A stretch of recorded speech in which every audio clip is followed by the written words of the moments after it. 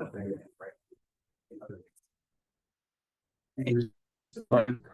top. At top. This is purifying native karmas that pause. So now I have this opportunity to replace those negative karmas with virtuous ones. So there's all that things we can do. What kind of meditation should I do? Okay, later I want to tell. Well, you can do any meditation. So any meditation about the nature of karma and develop firm conviction in true karma. That what's happening to me in this life, my experiences in this life, the result of things that you just join the meeting. From a small one, still the reason I'm experiencing this without sharing. And so now those causes that convictions are writing, those seeds that can go in. And being able to have conviction is that's just what you're not convicted, right? But it isn't coming from the outside. And it may it's still gonna happen or not, right? But you're not a victim in this. That's you gain some agency. And that helps make your mind clear and it helps you navigate in a healthier way what's going on. But it's very difficult. So I'm also using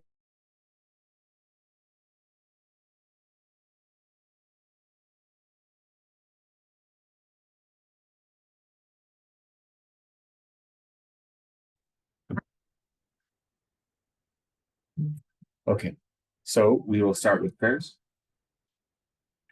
So on page 34, we will recite the Refuge and Bodhicitta prayer 3 times in Tibetan, once in English. And then we'll do the other prayers on those 2 pages, the 4 immeasurables, the 7 limb, and the mandala.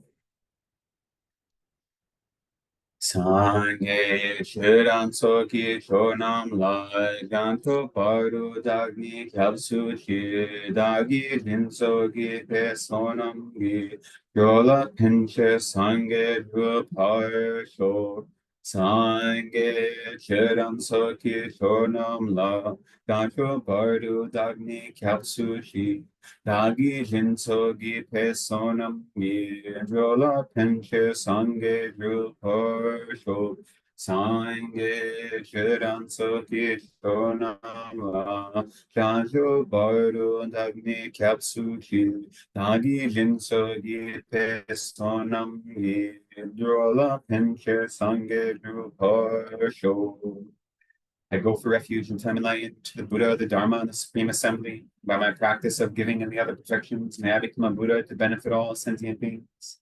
May all sentient beings have happiness and the causes of happiness.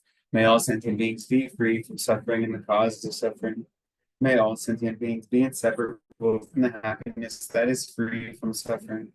May all sentient beings abide in equanimity, free from attachment for friends and hatred for enemies.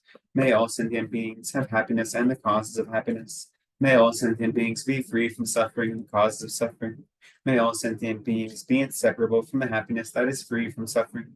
May all sentient beings abide in equanimity, free from attachment for friends and hatred for enemies. May all sentient beings have happiness and the causes of happiness. May all sentient beings be free from suffering and the causes of suffering.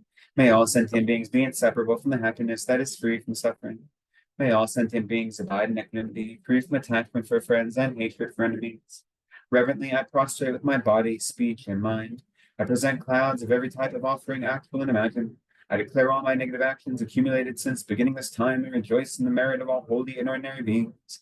Please remain as the end of cyclic existence and turn the wheel of Dharma for living beings. I dedicate my own merits and those of others to great enlightenment. So we will offer a short mandala. So we visualize the entire world system as our offering. We make this offering in request to receive both teachings and also to receive the blessings from all the Buddhas. We'll do it first in Tibetan and then in English.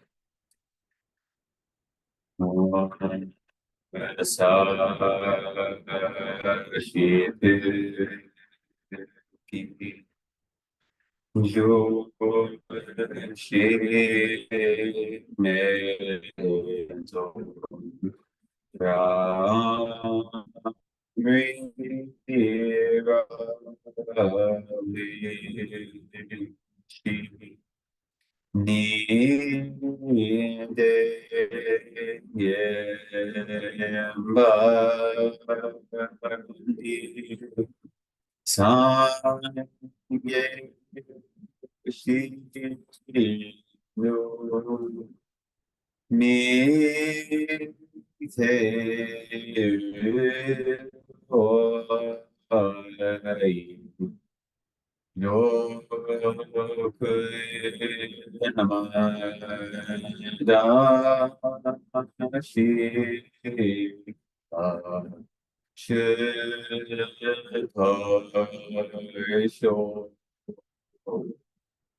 This ground, anointed with perfume, strewn with flowers, and adorned with the Mount Meru, 4 continents, the sun and the moon. I imagine this as a Buddha field, and I offer it. May all living beings enjoy this pure land. Idam Puratna Mandala Kamneyatayami. So let's continue with Praise to Shakyamuni Buddha on page 73.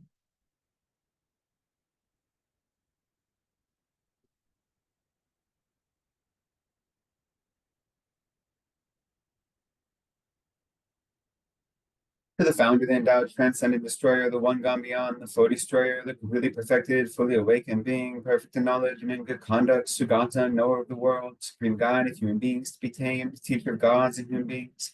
To you, the completely and fully awakened one, the endowed, transcendent destroyer, the glorious conqueror, the spear from the Shakya clan, I prostrate, make offerings, and go for refuge. To the founder, the endowed, transcendent destroyer, the one gone beyond, the foe destroyer, the completely perfected, fully awakened being, perfect in knowledge and in good conduct, Sugata, knower of the world, supreme guide of human beings to be tamed, teacher of gods and human beings. To you, the completely and fully awakened one, the endowed, transcendent destroyer, the glorious conqueror, the subduer from the Shakya clan, I prostrate, make offerings, and go for refuge. To the founder, the endowed, transcendent destroyer, the one gone beyond, the foe destroyer, the completely perfected, fully awakened being, perfect in knowledge and in good conduct, Sugata, knower of the world, supreme guide of human beings to be tamed, teacher of gods and human beings. To you, the completely and fully awakened one, the endowed, transcendent destroyer, the glorious conqueror, the subduer from the Shakya clan, I prostrate, make offerings, and go for refuge. When, O supreme amongst humans, you were born on this earth, you paced out 7 strides and then said, I am supreme in this world. To you who are wise, then, I prostrate. With pure bodies, formed supremely pure, wisdom ocean like a golden mountain, fame that blazes in the 3 worlds, winner of the best, Lord, to you I prostrate. With the supreme signs, face like spotless moon, color like gold, to you I prostrate. Dust free like you, the 3 worlds are not, incomparably wise one, to you I prostrate. The Savior having great compassion, the Founder having all understanding, the field of merit with qualities like a vast ocean, to you, the one gone to thusness, I prostrate. The purity that frees one from attachment, the virtue that frees one from the lower realms, the one path, the sublime pure reality, the Dharma that pacifies, I prostrate. Those who are liberated and who also show the path to liberation, the holy field qualified with realizations, who are devoted to the moral precepts, to you, the sublime community intending virtue, I prostrate. Homage to the Supreme Buddha, homage to the Dharma refuge, homage to the great Sangha, to all 3 ever devout homage, to all worthy of respect, bound with bodies as many as all realms, atoms, and all aspects. For supreme faith, I pay homage. Do not commit any non-virtuous action. Only perfect virtuous actions. Subdue your mind thoroughly. This is the teaching of the Buddha. A star, a visual aberration, a flame of a lamp, an illusion, a drop of dew or a bubble, a dream, a flash of lightning, a cloud, see, condition things as such. Through these merits may sentient beings attain the rank of all seeing, subdue the foe of faults, and be delivered from samsara's ocean, perturbed by the ways of aging, sickness, and death. Let's also offer the abbreviated version of Calling the Guru from Afar, which is also in this book, I believe. So I don't know the page. It's in the back. Yeah, 133. 133. Thank you.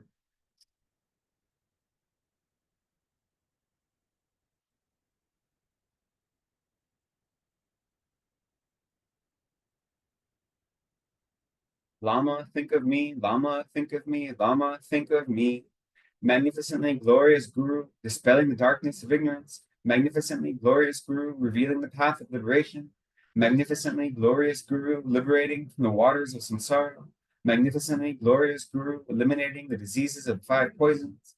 Magnificently glorious Guru, who is the wish-granting jewel. I beseech you, please bless me. Magnificently glorious Guru, please bless me to remember impermanence and death from my heart. Magnificently glorious Guru, please bless me to generate the thought of no need in my mind. Magnificently glorious Guru, please bless me to abide one-pointedly in practice in isolated places. Magnificently glorious Guru, please bless me to not have any hindrances to my practice. Magnificently glorious Guru, please bless me to realize without error the view of the fundamental nature of reality. Magnificently glorious Guru, please bless me so that all bad conditions appear as a support. Magnificently glorious Guru, please bless me to accomplish effortlessly the two works of self and others. Magnificently glorious Guru, please bless me soon, very soon. Please bless me on this very cushion. Please bless me in this very session. May I not arise heresy even for a second in the actions of the glorious Guru. May I regard whatever actions are done as pure. With this devotion, may I receive the blessings of the Guru in my heart. Magnificent and precious root Guru, please abide in the lotus seat at my heart. Guide me with your great kindness and grant me the realizations of your holy body, speech, and mind. Great. Thank you. So today we are continuing our session on how to properly rely on Guru. And hopefully today we'll actually get to Ashvagosha's text, I think, a little bit. That's the outline, at least. We'll see if I stick to it. I wanted to start by remembering that at the heart of Guru devotion, and again, we've talked about how that term devotion can be misinterpreted, but at the heart of Guru devotion, or proper reliance upon a Guru, is having a firm mind of refuge. Right? And when you really think of refuge, that you go to the Buddha Dharma Sangha for safety and protection, both worldly safety and protection and spiritual safety and protection. When you can really grasp what it means to go for refuge, and then you think that the Guru, the teacher, the spiritual mentor, is giving us the Dharma, right? When you think of that, you realize how incredibly precious a gift it is to receive the Dharma from anyone teaching it or offering it to us. So having a firm basis in refuge reminds us how incredibly precious it is to receive Dharma, whether it be from someone who is our teacher or from a mentor or any sort of Dharma friend, right? So we can think of their incredible kindness, and being able to look at the kindness of the Guru in the light of refuge is really, really powerful, I think. Especially because when we talk about refuge, right? The Dharma refuge is the actual refuge. That's the refuge that's actually going to save us from samsara. The Buddha and the Sangha support it and they teach it and they show the way. But the actual salvation from suffering is the Dharma itself. And we receive that Dharma through our teachers. And yes, we read it in books. And yes, we have conversations with Dharma friends, but having teachers both transmit it. So we receive transmissions that are the unbroken lineage of teachings that go back to the time of Shakyamuni Buddha. So we have those blessings in the continued lines. We have that transmission, but then also we receive their insight and their wisdom and their understanding, right? And we know in our experience that no matter how much we study something on our own, being able to engage with other people, whether it be a teacher or a peer, lets us understand it more deeply, right? So being able to receive it from a teacher is really incredibly precious. A lot of our prayers talk about, may I be a refuge and a protector for all those who are without any refuge or protector in this world, right? That's one of the devotional or aspirational prayers we make quite often. And so I just think of what it means to not have any refuge and then realize I'm not in that position because I have a teacher who can show me the Dharma. So that helps me generate devotion and respect for my teacher. And that's all based in understanding refuge. So we've talked about the difference between spiritual teachers and spiritual mentors. So let's start there. Let's do a little bit of review. So we said there are 3 types of spiritual teachers and then 3 types of spiritual mentors, right? What are the 3 types of spiritual teachers? Dharma instructor, the Vinaya teacher, What's before the Dharma instructor? That's the middle one. So the first one is like a professor of Buddhism, right? Who's just giving you like the facts. Who's very much just like, these are the details. And then there's a Dharma instructor, which is someone who has some experience and is giving the facts through their experience, right? So they're closer to a spiritual mentor, an actual Dharma, a spiritual teacher in that. So they're not just giving you the course facts only. And then there is a ritual and a ritual instructor who's teaching you how to do ritual and how to do meditation. So those three are our spiritual teachers. That's the language we're using, the English vocabulary we decided on. And those aren't the same thing. When we talk about proper reliance on a guru, those three aren't who we're talking about, right? Now, it's important whenever you have anyone engaging in a Dharma relationship to have respect and admiration for them in some way, like in recognition of their learning and their study. So obviously, we still have to have respect for them, and we can still benefit a lot from them. So for instance, in my situation, like my peers at the monastery, whether it be my classmates or so forth, there's still a lot I can learn from them, even though they aren't my teachers in any way. So I would relate to them as peers, but that would be a relationship of almost a Dharma professor or a Dharma instructor. We go back and forth because they may have some understanding that I don't, so they'll share it with me. And then I have some understanding they don't, so I share it with them. We're not teachers. We don't have a teacher-disciple relationship, but we still benefit each other, right? So those are still important relationships to have. Very important, but they're not the same thing as a spiritual teacher. Then we get to a spiritual mentor, which is what we're saying for a guru or a Gewe Shenyan, a virtuous friend. There are three of those. So what are the three types of spiritual mentors? Yeah. Can you can hear me, right? Yeah. Okay. I think we're fine. So what are the three mentors? You said, well, you can, but you already said one of them. Just think it through, right? So once you develop a relationship with the guru, what are the three different relationships types of Dharma teachings that we can experience? So the first one you said is like a Vinaya / refuge teacher, right? So they're doing either Vinaya or refuge or anything that we say is in common with the lower scope, right? And they're only doing that kind of teaching. Then what's the next one? The Sutra teacher. Yeah, so a Mahayana virtuous friend, which is teaching Sutra, and then Tantra, right? And so obviously the Mahayana virtuous friend that is focused on Sutra and the Tantra overlap to a large degree. If they're a Tantra teacher, they're also the Mahayana teacher, but if they're a Mahayana Sutra teacher, not necessarily a Tantra master, right? So those are the three. And now we say that having proper devotion looks different. We have different relationships with all of them, right? So the big thing in Tibetan Buddhism and how practicing proper guru devotion, we talk about seeing our teachers as Buddhas. That is specifically, it was originated focusing only on the tantric master. Because in order to receive tantric initiation, you have to receive it from a Buddha. So you have to see that guru as Buddha. Otherwise, you're not able to actually receive tantric teaching from them. But the lineage of Tibetan practitioners, especially, have opened that up to say that all of our Mahayana spiritual friends we should see as Buddhas, right? And even those who are teaching us the Vinaya and refuge and so forth is also useful to see them as Buddhas. So we'll talk a little bit about that today, but see how we have different relationships with three different types of teachers that evoke different responses.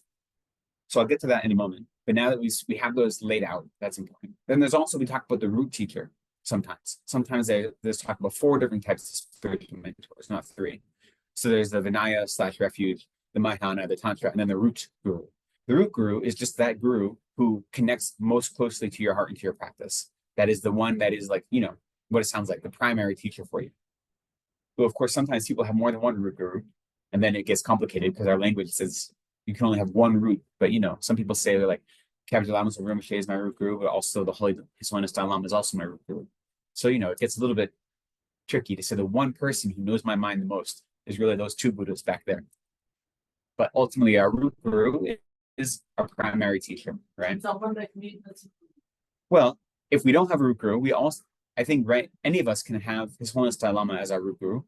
And he's openly said that generally when you enter into a teacher-student relationship, you have to request the teacher to accept you as a student, right? Because that relationship is one that lasts for your whole life. Not your teacher's life, your whole life. And it doesn't go away. And we create the most merit in relationship to our teachers, but we can also create the most negative karma as well, because they're such important roles in our life that to disparage a teacher or to disobey a teacher's advice is incredibly heavy negative karma.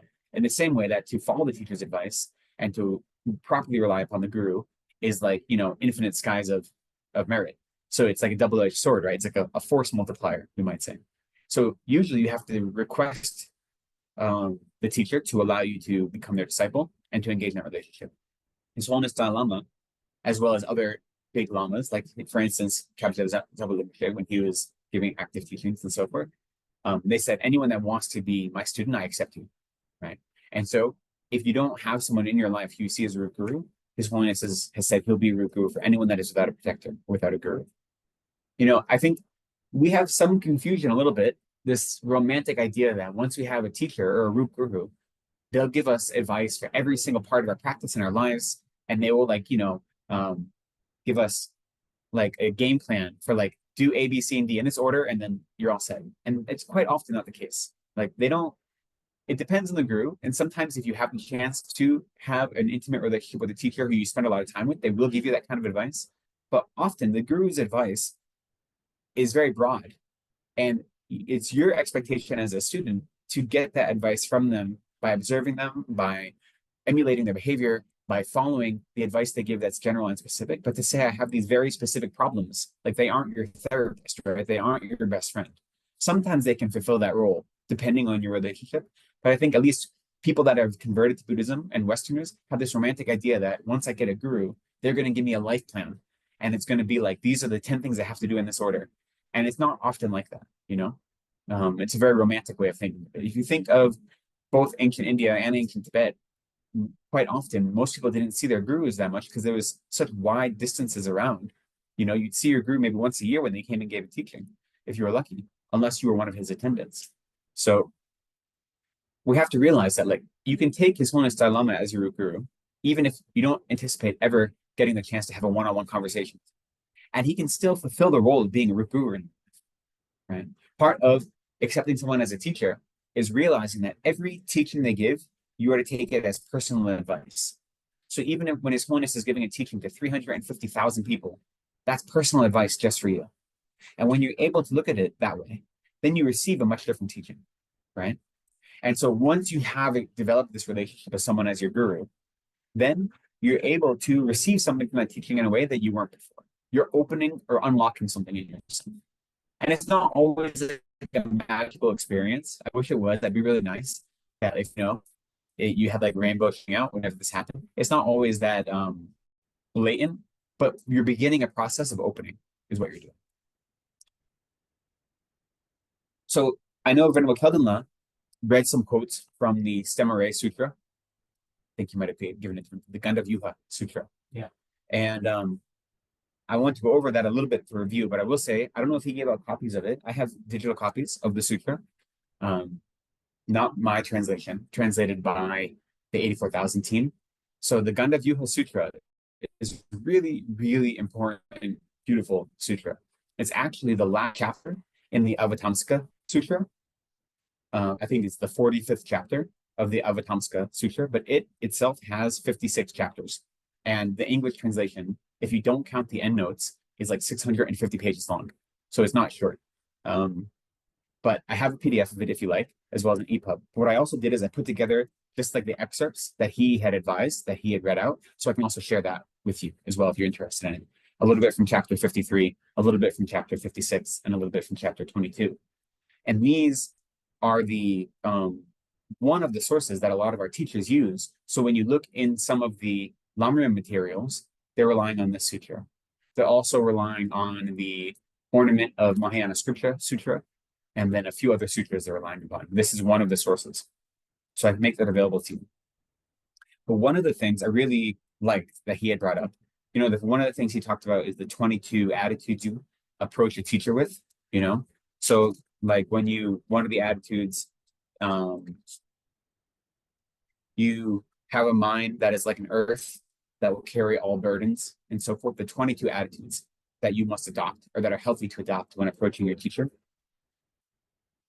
And in that same chapter, there's a discussion of, he gives these analogies that are relationship between the student, the teacher, the teaching, and then the act of, or the proper practice of relying on the teacher.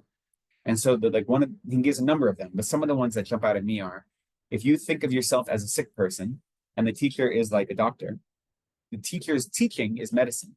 And the act of proper reliance upon the teacher is the act of being healed from your sickness, right? Yeah. Proper reliance or proper devotion is being healed, right? Or another one is, if you are a traveler on the road, then the teacher is the guide. His teaching is the path, the actual path that you're traveling on. And the act of devotion is being safe when you travel. What I think is interesting about these, if you think about the act of devotion, it is how the teacher and the teaching work together, right? So when you're devoted to a teacher, the benefit isn't from that pure devotion itself, and it's not from the pure teaching itself. It's from the teacher's application of the Dharma, right? So that's what a lot of these analogies highlight for me. Or if you say that you are someone who, you think of yourself as someone who's in danger, the teacher is a hero or a warrior, the teachings are the warrior's weapons, and the proper reliance on the teacher is the scattering of any enemies, right? So the teacher uses the teachings as a way to benefit you, but that benefit comes from your reliance upon them. So the Dharma in and of itself isn't as effective as when it comes from a proper act of reliance. So I just think, thinking about those analogies and thinking about when we have devotion to a teacher, it's not to the person and it's not to the teachings they espouse, but it's to the combination of the teacher and the teachings. And by putting those together and relying properly on that, that is how we're able to transform our minds in a more meaningful way. So just to put someone on a pedestal and worship just that person isn't a proper type of guru devotion. Or just to say this person is an incredibly great speaker and they're incredibly clear teaching the Dharma. So all you're worshiping or devoted to is the way they teach the Dharma. That also isn't correct. So it is great that they receive good Dharma teachings, but proper guru devotion is devotion to the teacher as they teach the Dharma, right? Because they're not only teaching the Dharma when they're sitting on a throne actually talking, right? A teacher is teaching the Dharma in all of their actions, all the time, whatever it may be. And so proper devotion is realizing that our benefit from our gurus comes from seeing them as individuals teaching the Dharma and combining them. So you mean as they are living their lives also? Of course, yeah. We look at our teachers all the time, they're teaching us. Every moment of their lives is a teaching moment for us. Not just when they're sitting on a throne reading out a sutra, right? So this is when a teacher is explicitly giving Dharma teachings. That's one type of benefit. But that's like the most minuscule type of benefit. The bigger benefit is you look at your teacher for as a role model and you see how they live their life. And the way a teacher does everything is incredibly beneficial. You know, an example for me was, so Choe Rinpoche was one of my teachers. He's the one that I received my novice vows from. But I've also received a number of teachings from him at Sergei and in America. And I don't know if you know Choe Rinpoche's story, but when the Chinese invaded Tibet, he pretended to be an invalid. And for 19 years, he stayed in one room, in one bed, just meditating. He didn't have any meditation materials with him. He didn't have anything. He had his mala hidden in a secret pocket in his clothes. And his niece took care of him. And the police came numerous times because they were getting rid of anyone that was like important people of interest.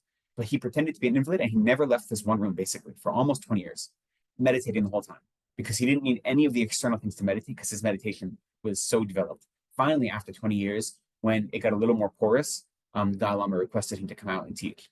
And so he eventually made his way to Nepal and then to India and then to the West and so forth. So he's an incredibly, incredibly phenomenal meditator. So when I met him, Choe Rinpoche, Choden. Choden. He passed away a couple of years ago, and now his tulku is like 6 or 7 at Sergei. So quite young tulku. Maybe not even 6 or 7, like 5 or 6. He's quite young. But I've seen him giving teachings, and as he's giving teachings, he teaches in Tibetan. And so then it would be translated into English. And in however long it was being translated, he would be doing meditation practice. And you could see he'd be reciting mantras or doing something. There was never a moment where he wasn't engaging in practice. So if he had a 30-second moment where what he had just said is being translated into another language, he would use that time to practice. So for me, as a student watching him, that was an incredible teaching opportunity. Not just teaching he was giving from his mouth, but like observing him and seeing that every moment for him is precious, that he didn't let a single moment go to waste, was a really profound teaching. So our teachers are always teaching us in this way. We observe their behavior, so it's not just the words they say, though the words they say are important as well, obviously.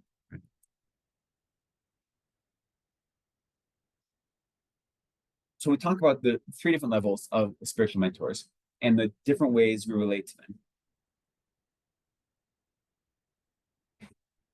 And the reason we see our teachers as Buddhas. Now, there's a couple different traditions. There's one tradition, especially with our Mahayana teachers, that we see them as representing the qualities of a Buddha when they're teaching. So even if you don't see them as an actual Buddha, right? If you haven't developed that kind of pure view that my teacher is a Buddha, there's still a benefit to seeing them as being almost emanations of the Buddhas who are vessels for all of the Buddha's good qualities. And so when they're actively teaching, they are representations of the Buddha. So they are acting in place of the Buddha or the Buddhas when they're giving teachings. So even if you don't see them as an actual Buddha, there's an intermediary step to say that they are like a vessel or like an emanation of the Buddhas to receive all of the Buddha's good qualities and embody them in a living representation that they then offer us when they give teachings. So when you receive teachings from them, at that moment, you see them as Buddhas. So that's the difference between saying they are a Buddha and they're like a Buddha, right? So generally we say our teachers are Buddhas, especially when you have a tantric relationship. But if you haven't received that level of devotion, there's still benefit to seeing them like a Buddha, that they're representing all of the Buddha's good qualities when they teach. And before you get there, if even that is still hard, you can see them as then, through their own insight and practice, as developing the qualities similar to those of a Buddha. So that would be the first step, right? That we see our teachers as developing the qualities and the insights and the realizations similar to those of Buddha. So developing them on their own. That's the first step. The second step, or the second type of relationship, is saying they are like a Buddha, especially when teaching. So they serve as emanations of the Buddhas who are vessels or receptacles for all of the Buddha's good qualities. And so while they're teaching, they are like Buddhas. And then the third is saying they actually are Buddhas. So there's 3 different types of relationships. And we can have all 3 of those with the different types of gurus. Tantric gurus we have to see as Buddhists, but the other ones, we can have different types of relationships with them. Now, what is the benefit to seeing our teacher as a Buddha? That's a good question. What's the point? Why is that useful to us? Why do you think it's useful to see the teacher as a Buddha? Think you, in your heart, then take the teachings. Teachings have a different impact on you if you view it.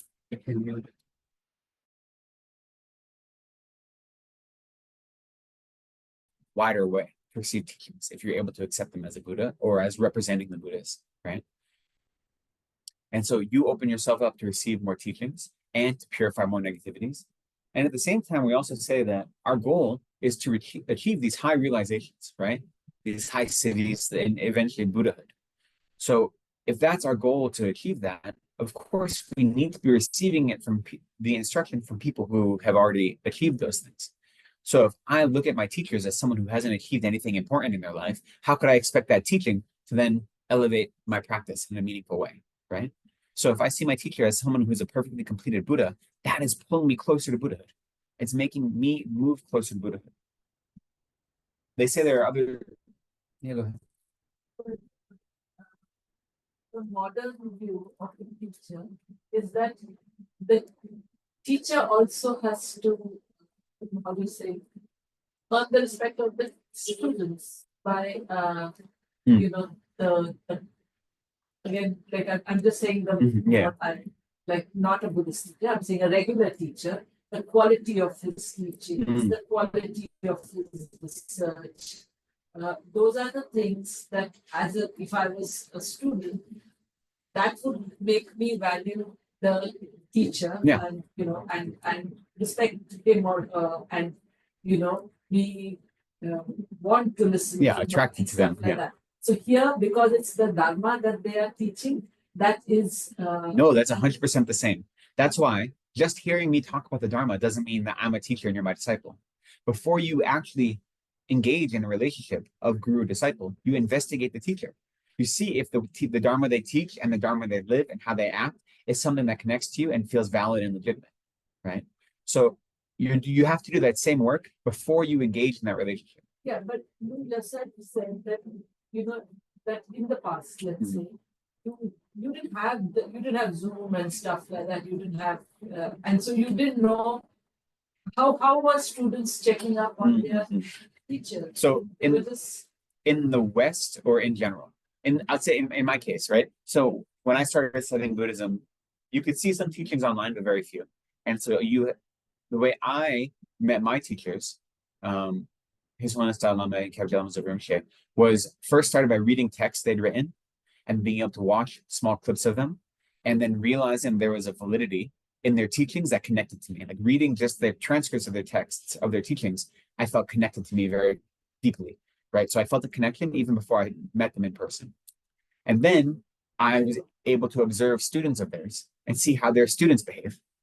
Because if I'm going to be their student, that's who I'm going to be part of, right? And so if their students are acting wild, then it might be indicative of them not being great teachers, right?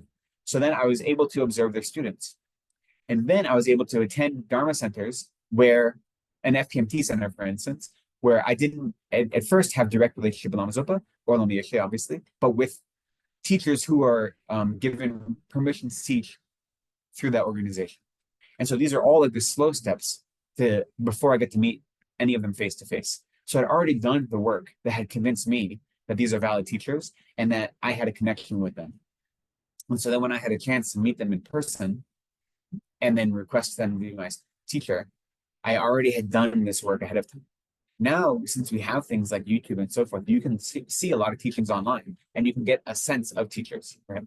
I think a lot of us jump into relationships too quickly, especially because Westerners like to have tantric initiations. We think it's very powerful. And so we run off to different tantric initiations. And you have to accept someone as a teacher if you receive a tantric initiation. So a lot of people don't do the research ahead of time just because they want to say, oh, I received the Tara initiation from this teacher and I received the Hayagriva from this teacher. And so they're running after these like tantric concepts without really having the firm understanding, right? And that isn't the way to go about this. But I think a lot of people do that. There's some peer pressure sometimes too to do that, right? The better way is to take your time and to investigate as best you can. So we have more resources now. It is hard though. I mean, in some of the texts, they say that you should follow after a teacher for up to 12 years, analyzing them before you actually ask them to be your teacher. And we don't really have that luxury these days, but you should do your homework. Now, I will say, sometimes when you see a teacher and you meet them in person, due to whatever connection you've created in past lives, it can right away feel like very instantaneous. This is the right thing to do, right? And now I'm not saying you should always trust your gut, because sometimes that doesn't bring you to good places. It's very easy to be, if someone is like a charlatan, then they're manufacturing that, right? So you have to always be a little cautious. But sometimes when you are in the presence of certain teachers, you feel a type of energy you haven't felt before. So you have to at least be wise about your intuition, but balance investigation and intuition a little bit. But also, especially with teachers like His Holiness or other big lamas, we have access to so many of their teachings, right? That we can develop relationships with them in our minds before we get a chance to see them in person. And they've openly said, like, I'll accept you as a student. And that's a helpful practice as well. But so what we're talking about here, and this idea of seeing the teacher as a Buddha, is after you've already accepted them as a teacher, right? So it's not just like anyone that hears me talking Dharma would say, oh, he's a Buddha now. Like, that's not what you should be doing. This is once you have developed a relationship with that person, right? So in this case, for me and for Kadala and the other teachers that come here, it's beneficial for students to see us as Dharma instructors. So, right, we talked about the spiritual teachers and spiritual mentors. the spiritual teachers, there are the three types, the professors, the instructors, and then the ritual and meditation instructors. You should see anyone that's teaching somewhere here like a Dharma instructor. So someone that has knowledge and some experience, and we are teaching from our experience. And so you develop a relationship starting on that grounding. And that's a useful way, right? But that's not the same thing as a spiritual mentor. But and all the people that one watches on YouTube, because there's so much of the wealth of teachings and stuff on the YouTube. So how does one look at Yeah. there? You have to see what's most beneficial for your mind. Whenever you see a new teacher, it's useful to see what other teachers say about them. You know what I mean? So for instance, I received initiations from certain teachers because Lama Zopa said, like, this is a good teacher. This is a good opportunity. So I hadn't done the research myself. But since my teacher had respect for him and my teacher counted him as one of his teachers, then I said, okay, if my teacher counts him as a teacher, then it's appropriate for me to do so as well. So when you see people teaching online, at first, you can just take them as, like I said, Dharma instructor, right? But then when you find out their name, you can research and see what other people say about them, if other teachers hold them in high regard, see if they have students that hold them in high regard and so forth. And so you can do the research.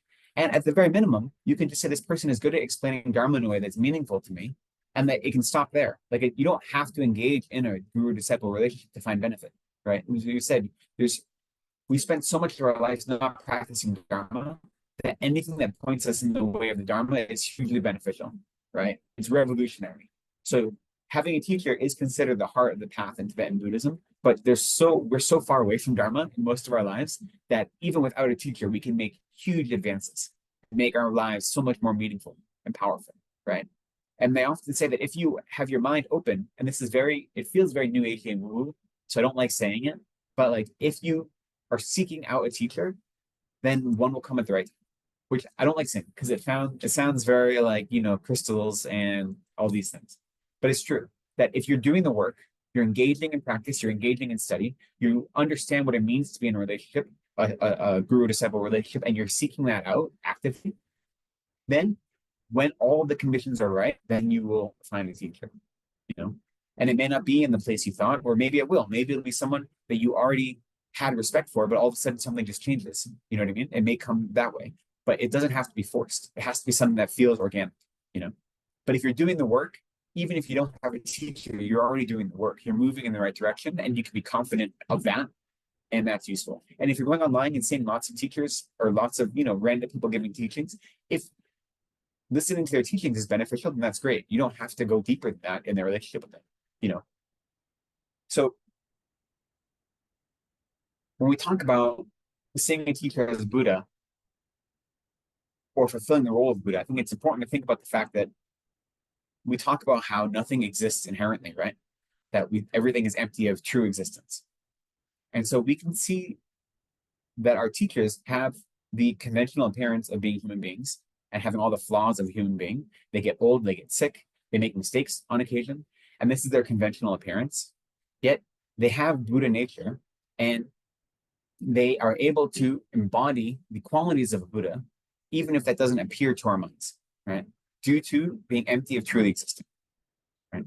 So we have to think about how things appear to us and how they actually exist, and realize those aren't always the same thing. And that is one of the ways that when you see a teacher, even if so like that middle level I said, where you see a teacher, when they're giving teachings, they're representing all the good qualities of Buddha, and they're acting as an emanation or an emissary for the Buddha as they're giving teachings. Even if you don't see them as an actual Buddha, you have that like middle step. You have to develop a mind that sees them as a human being and also fulfilling the role of Buddha at the same time, right? Which is difficult, but that's part of Guru devotion. We often, I've heard say that, I don't know if anyone knows Dr. Barry, but Dr. Barry is the Westerner monk who is His Holiness's personal doctor. And it has to be so hard for him, because he has to deal with all of the human parts of His Holiness Dalai Lama that we say His Holiness is only acting as a human, and needing his gallbladder removed and having bad knees to benefit us, right? But his job is to take care of these very human parts of this Buddha, right? And so trying to see them as a pure Buddha who is perfect in every way, and also, but here are the things you need to do to take care of your human body is like a really hard thing to do, right? anyone that's close attendant, like Venerable Raja with Lama Rinpoche, also very similar. When you're that close to the guru and you have the reason the gurus are humans is because we couldn't engage with them if they didn't have a human form, right? This goes into the next thing, that what is the logic? Like, why do we say that we see them as Buddhists? There's a couple of reasons. First, from scripture, over and over again, over and over again, Shakyamuni Buddha said that in the future, I will take rebirth as your teachers. I will be a spiritual mentor, right? I will be the Gewa Shenyan, spiritual friend. So in scripture alone, we have scripture quotations from different sutras and tantras where he said, I will take rebirth as your teacher. So from scripture, we have that logic. But if we want to use logic and not just scripture, the logic is the enlightenment of the Buddha and the enlightened influence of a Buddha is never ending, right? It doesn't end. So it existed before Shakyamuni Buddha, and then it existed personified in Shakyamuni Buddha, and it existed. So there's no end to the enlightened influence or the enlightened activities, enlightened mind of Buddha. So that's the first. If we accept that, then we say, in order for that enlightened influence to affect the students, it has to have some medium. It has to have some way for the students to engage with it, right? And so the teachers, the gurus, are fulfilling that function of serving as the intermediary of the enlightened mind of all the Buddhists and the enlightened influence as a way for that enlightened influence or mind to affect us, our everyday students. So that's the second step of that. But then you say, well, why do they have to appear as humans? And why do they have to appear as humans that have all the flaws of humanity, getting old, getting sick, and dying? And we say, well, first off, we have to recognize that we are overwhelmed by our afflicted minds. And so because of that, we project flaws due to our own afflictions, right? So we see the teachers in reliance upon our own karma. The way the teachers appear to us is due to our own karma. The way the teachers appear as old or as sick or as whatever they may be is due to our own minds, right? Our own afflicted minds. And then lastly, we say that due to our karma and due to our limited capacity or limited understanding, we couldn't experience the Buddhas if they didn't manifest that way. So they talk about the different bodies of the Buddha, right? And the human bodies, we say, are the supreme emanation bodies, right? Or emanation bodies or supreme emanation bodies. But there is the Sambhogakaya, the bliss body, and so forth. These, unlike, all these Buddhas like this, right? Like 1,000 arms and so forth. The Buddhas can appear like that, but we don't have the capacity to see them. Imagine if Chenrezig showed up looking like that right now. Like, would you have the capacity to A, see him, and B, receive teachings? No, you'd be terrified, right? Someone showed up with 13 heads and 1,000 arms like that. That's not where we're at, right? So the teachers show up in the form that is needed to meet our needs. And those needs are mediated by our own afflicted minds and our karma. So those are the four kind of logical points, is that the enlightenment and the enlightened mind, enlightened influence of the Buddhas never ends. It needs a medium or a vessel in order to actually reach the students. The students themselves, being us, are overwhelmed by our afflictions, so we project flaws and faults. And due to our limited understanding or capacity or realization, the teachers, the enlightened mind, needs to manifest in a way that we can actually perceive them and receive teachings. Lama Yeshe would always say there are Buddhas all around us all the time. Like, there are countless Buddhas surrounding us all the time, but we don't have the karma to see them because we just haven't realized the right level of realization, right? So if there are countless Buddhas in this room right now, but I can't see them, their benefit to me is very small. But when the Buddhas take the form of my teacher, of a human being, even if that means being frail, being old, whatever it may mean, I can see that teacher directly. Which is why we say the teacher is kinder to us than Shakyamuni Buddha, is kinder to us than all of the past Buddhas, because the Guru is here now giving us direct teachings. Whereas all the past Buddhas may have laid out the Dharma in very beautiful and important ways, but they aren't giving us the direct teachings right now. So the kindness of our Gurus that we're able to experience in this life is incredibly vast, for that reason. So these four types of logic are useful to think of, right? Because then we can see how the human beings that teach us the Dharma either are embodiments of the Buddha's good qualities, or they are actual Buddhas, even if they don't appear that way to us, right? One of the ways to think about this that sometimes helps is if you've received teaching on how, due to your own karmic imprints, if there's a hungry ghost and a human and a god, and they all see the same liquid, whether it be a river, the river Ganges, or a bowl filled with a liquid, the hungry ghost will see that as blood and pus. And the human will see that as water. And the god will see that as elixir. And they'll all have it. Elixir. Nectar. As elixir, nectar, same thing. Yeah. Sorry. All three of those beings, their experience of that liquid is valid. They all have valid minds. So the hungry ghost has a valid mind apprehending that as blood and pus. And if they were to consume it, it fulfills the function of being blood and pus that they're consuming. And for a human being, they have a valid mind, perceiving it as cool and refreshing water, and a god as nectar. So it's not that it's actually water, and the god and the hungry ghost are wrong, right? All three have valid minds, but the substance hasn't changed. In the same way, we have to balance the ultimate and conventional nature of our gurus, right? They have this conventional body of being humans, but it is one nature with the Buddha mind, with the mind of enlightenment. And due to our karmic experience, we perceive it in one way, but that doesn't mean that's the way it actually exists. And by trying to balance that, conventional and ultimate, that helps us develop a deeper relationship and not to develop wrong minds, right? Because the danger of saying my teacher is a Buddha is then you say, well, why did the Buddha just fart? Why did the Buddha just pick his nose, right? Like, why did the Buddha do these things that don't seem appropriate? Or why did the Buddha make a mistake and say something wrong? He quoted the wrong scripture, right? That is the danger. And then the reason is we say, well, the reason the Buddhas act that way is for our benefit, right? Because they're balancing the conventional appearance and the ultimate Buddha mind. And that is due to our needs as students. Are we to see them making mistakes and such? Sometimes we need that. It depends on the students, what they need. But sometimes perceiving them as being human beings, they're going through the action and making a mistake because that benefits us in some way. We don't always know what that may be, but it helps us in some way, right? That is what it proper reliance on a guru has, that kind of mindset, right? For instance, His Holiness Dalai Lama, when I first started coming to India and hearing him teach, I remember distinctly him giving a teaching where he said that the Buddha, Shakyamuni Buddha, spoke Pali. And that is like the belief of a lot of Tibetans. But we know historically that isn't true. Yeah. Like, that's not even close to true. Pali was invented by Sinhalese Sri Lankan scholars. It's based on Sanskrit. And the Buddha also didn't speak Sanskrit. He very well might have known Sanskrit, but it would have been useless for him to speak Sanskrit because the vast majority of people wouldn't have understood him, right? So we know that he didn't teach in Sanskrit, and he definitely didn't teach in Pali. But after the teachings were compiled, they were translated into Pali. So we know that historically. We have some pretty strong evidence then. But a lot of the story of the Tibetans, especially, say the Buddha spoke Pali. And I've been to teachings where His Holiness said that. So then you say, well, obviously His Holiness knows that isn't the case. So what is he benefiting? Like, what is the reason that he's teaching it this way? And over the last decade, I've seen him change, and he doesn't teach it that way.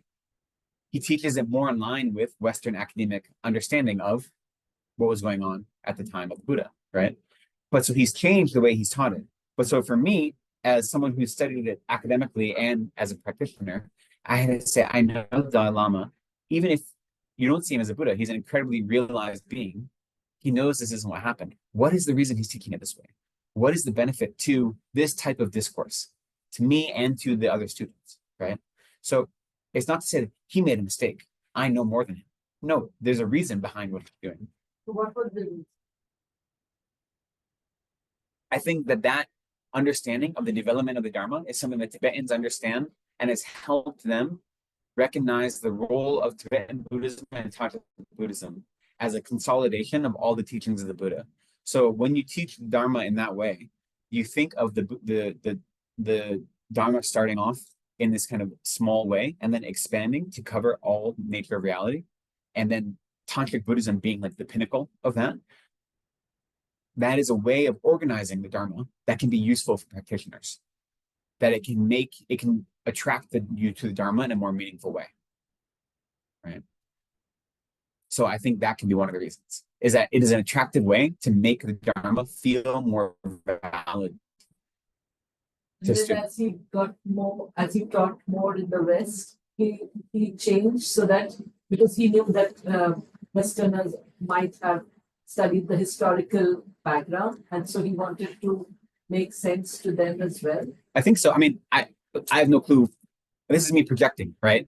This is me recognizing though that he used to teach it one way and now he teaches it a different way, and that there's a rationale behind it.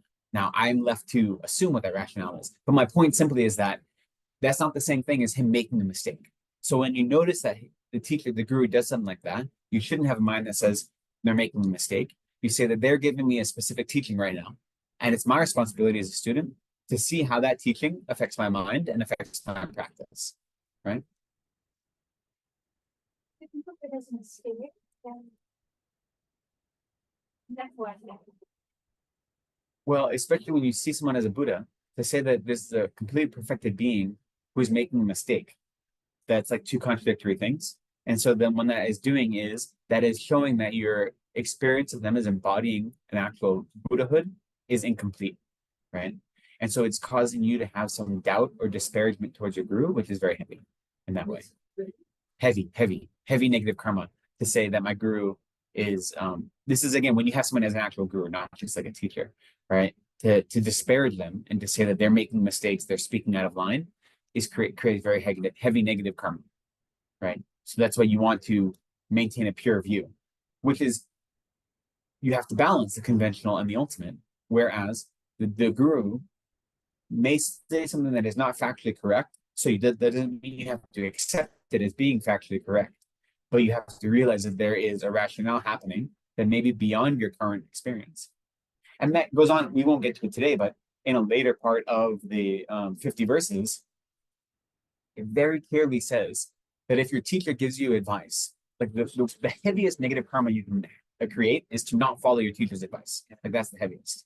And it says very clearly, if your teacher gives you advice that either you can't follow or advice that is against the Dharma, you don't have to do it. If it's advice that is in line with the Dharma, but you can't do it for whatever reason, you have to make your best effort and then explain to your teacher why you can't follow their advice. But if it's against the Dharma, then you don't have to follow it, right? So then that asks the question, well, why would they give you this advice or this instruction that's against the Dharma? That's a whole another question. And we'll get to that maybe later when we get to that section. But the point is that teachers, when we accept someone as a guru, we have to balance them either being a Buddha or being the embodiment of the Buddhist qualities at the same time as they have a conventional appearance and they're living in this conventional world, right? And that's a hard thing to balance. I agree. Like it's not, at first blush, it is hard to reconcile those things. So it takes work, which is why it's difficult. You don't want to collect gurus like you would count beads on a mala because it gets harder and harder the more gurus you have, Sometimes they say it's better to have a guru than not be too close to them, like to have them live far away, because then you don't see them doing, if you see them every day, there's more opportunities for you to see them doing something that is hard to keep your vision of them pure, which I think is a little bit of a pessimistic or cynical way to think, but it is kind of, amusing to some extent, right? So we have to find that balance, of conventional and ultimate. What I'm reminded of, and I don't know, maybe that obviously I think I'm just wired for this. This is like, I have the imprints that I enjoy these kind of, these things that seem contradictory, but you have to hold them simultaneously. Like I remember when I was in college, I took a class, one of my advisors was in charge of the Jewish and Israeli Studies program. And I really loved him. So I took all these classes with him. And he taught a class called Judaisms, and he was talking about all the different types of Judaism. And my undergrad was had a decently sized Jewish population, but very culturally Jewish, but not religiously Jewish. You know what I mean? And so this class had 40 students in it, and I think maybe 35 of them were Jewish, and there are 5 of us Goyim, non-Jews. And in the very first class, my teacher, who's a son of an Orthodox rabbi, he said, okay, as scholars in my class, you all have to accept that as Jews, Abraham is like the head of our lineage and blah, blah, blah, all these things. And he's like, and also everything in the Old Testament and the Torah is historical fiction. It never really happened. And he's like, and you have to hold both of those at the same time. Yes, as a Jew, of course, this is the most important thing in our life. It's a central thing around which you understand who you exist in the world. And as a scholar, None of this factually happened historically. And it's your job to hold both of those things at the same time. And a lot of the students were like 18 years old and saying, wait, what? You know, but for me, I'm like, that's exciting. Like, that's an exciting thing for me to do, you know, to say that these two things seem contradictory, but if you focus on them, you can find a way to live in that tension they create, right? So the ultimate reality and the conventional reality are two things. The ultimate reality is not something we can easily perceive. We live in the conventional world, but we can understand the ultimate reality in such a way to realize things aren't the way they appear to us. But we still have to treat them the way they appear to us, especially since we're ordinary beings. We don't have high levels of realization, right? So we have to find that balance of saying, I have to engage in the world that's in front of me. I know this isn't the truth of reality. And so I can hold on to something that is bigger than what I see, but I also have to deal with this, right? Like if you're standing in the middle of the road and a car is coming at you, you can't be like, that car doesn't truly exist. Okay, good for you. Like it's still going to hit you if you don't do something, right? So finding that balance of recognizing the conventional and the ultimate exist at the same time, right? Things don't exist as they appear to us, but they do exist. They exist conventionally. And so it's similar when you're trying to develop a relationship with a guru, is that they exist as a Buddha and as a human at the same time. And we have to find that balance. And that doesn't mean everything they do is going to be walking on water and floating, but it means everything they do is going to be for a reason. And it's going to be for my benefit.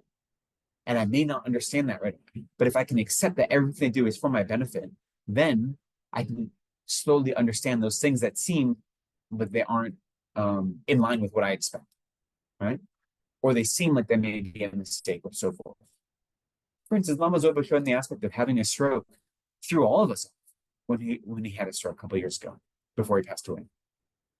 So many of us, the whole FPMT like went into crisis mode, as you can imagine, right? And like the FPMT realized we didn't have the resources to deal. The FPMT had existed for decades, right? Since the late 70s. But we're so devoted to Lama Zopa Rinpoche that a lot of the network hadn't been built up to what would we do if you weren't here anymore? Even though we have all these registrations and all these centers and all these things, there's still a lot of reliance on Rinpoche. So him showing the aspect of having the stroke and taking himself out of commission while he recovered, all of a sudden, the FPMT as an organization had to say, like, who are we if we don't have a living Buddha like Lama Zopa Rinpoche to guide us? How do we still maintain Lama Zopa Rinpoche and Lama Yeshe's vision and their teachings without their physical presence? So we had to do like a lot of work, right? This is in 2010 or so when this happened, right? So that was a moment where he showed that aspect, but you could see all of his students saying, like, what is this? How does this benefit us? This is terrifying for us. How does it benefit us? And so we had to do the work to find the benefit in it, right? But I find it so, should I say, I mean, you didn't say he had a stroke. You said So, yeah. the aspect of having a stroke. So this is the language that we sometimes twist our tongues around. So I see Lama Zopa as an actual Buddha, not like a Buddha, you know, and I've received tantric initiation from him, but never mind that. Like, so I see Lama Zopa as an actual Buddha, even though he's shown the aspect of passing away. So then we say, if they're an actual Buddha, then everything they do is for our benefit. They're showing the aspect of doing one thing or another. So we don't say Lama Zopa passed away. He showed the aspect of passing away because that's what benefited his students at that time. You know, he showed the aspect of having a stroke because having a stroke would mean that he was an ordinary human who didn't have full control over all the coarse elements of his body. But as a Buddha, he has full control over that. Yet he chooses to allow this to be the appearance he gives to his students. So if you don't see him as a Buddha, you wouldn't use this kind of tongue twister language that we get tied up on. But that's part of our devotion, my devotion to him is saying that I see him as a Buddha and I see that everything he's done has been intentional, even things that are terrifying and heartbreaking, like showing the aspect of having a stroke and then showing the aspect of passing away 2 years ago, right? But it was for a reason. And that reason isn't readily apparent all the time. Sometimes in retrospect, you can say, oh, look at what it did, like how it motivated the students. Other times, it's really hard to understand. But that language I use is part of that. That whatever he did, like I know you wouldn't, but maybe someone like me would think that he could have done all those things without showing the aspect of passing away, and then done so much more by being there. Yeah. Well, there's a couple. I agree with you, but there's the one thing we say is that. So never mind his specific situation, but in general, one, regardless of if you see the teachers as Buddhas or not, we see these teachers as having so much greater understanding of reality than I do. And their vision is so much wider. They see a much bigger picture than I do. So even when I think I am expansive and trying to see 360 degrees, that's still just a small percentage of like the big term of what they're seeing. So for me to say it would have been better for them to do X, Y, and Z instead is quite presumptuous, right? Which is our nature. Like it's not, I'm not criticizing anyone, but like, so even if I don't see them as a Buddha, for me, it's useful and humble to say, this is what I think would have been better, but they chose not to. And they have a greater understanding than me. So it's worthwhile for me to try to see it from their perspective. That's one thing. Another thing, and this is the one that's a little heavier, is a lot of the teachings say that if the students aren't following the teacher's advice, then they'll show the aspect of passing away because they'll be of more benefit somewhere else. That if they're teaching and their students aren't following their advice and are not showing proper respect to the teacher or whatever, then they're not as beneficial there as they might be somewhere else. And so they show the aspect of passing away to then take rebirth again with more appropriate students. That's punishment. It's not punishment, it's a recognition that they're not benefiting maximum, you know? So that now we're not saying that's what happened, but that's one of the teachings, and that's one of the reasons it's important to try to develop proper relationships with your guru and to follow their advice. Because if all the students aren't following the teacher's advice, what's the benefit of them staying there? Right? If everything they did fell on deaf ears, why would they keep doing it? If there are other places they could be where people would actually follow their advice. No, but don't we say that we are only responsible for what we do? And you know, and so so the guru is only responsible for what he does. He cannot, what the student does is True. what the student is responsible for. So how does this make So sense? it makes sense insofar as you always want to find the most conducive conditions, right? So that logic says a teacher, an actual Buddha, is going to try to put themselves where they will be of most benefit. And if they're in a place where it's very difficult and maybe there's no one even following Buddhism, but they can be a benefit there, then that's where they'll be. But if they're in a place where they're teaching and no one is following their advice, everyone is ignoring them, and not practicing in an appropriate way, then what benefit is them? So they're going to create more conducive conditions by going somewhere else. But then what happened to never give up? That's one of the teachings, right? Never give up. You mean the teacher giving up on the students? So the argument, the logic, at least in the sutras that talk about this, is the teacher isn't giving up, right? He's given them all the teachings they need, and they're not following them anymore.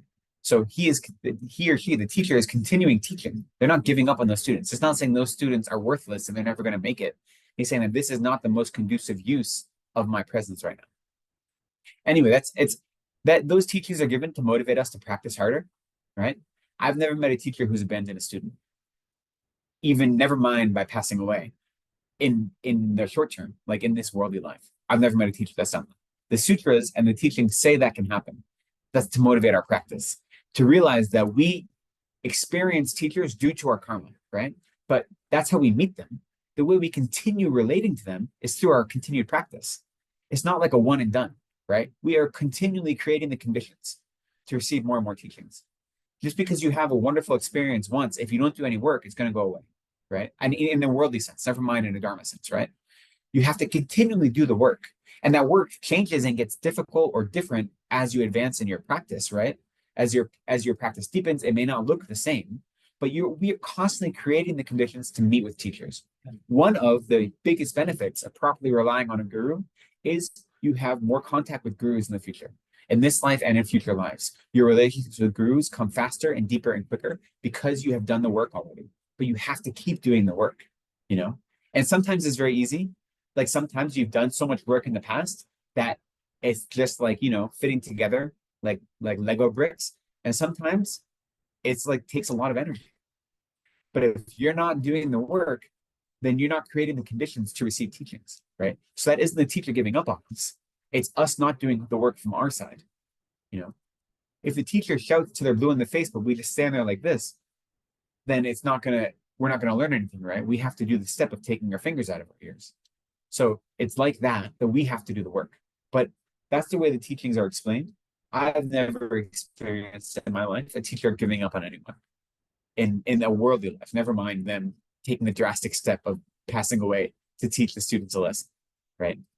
But even then, you shouldn't, those are stories that are told to us. But even then, you shouldn't think of it as punishment, right? Because it's not punishment. In the same way that karma isn't punishment, right? In the same way that we experience suffering and negative things in this life because we've created the causes for that, but that doesn't mean we're being punished, right? And it doesn't mean we're being victimized. It means we're experiencing logical consequences of negative karma we've created. And now we have the opportunity to purify that karma and to not create it again, right? So it's a similar idea that we can't think of it as punishment. Because the teacher, the teachers, if they could remove all their suffering with the snap of their fingers, they would. So they're just doing the best they can, given the causes and conditions that we've created. So, okay.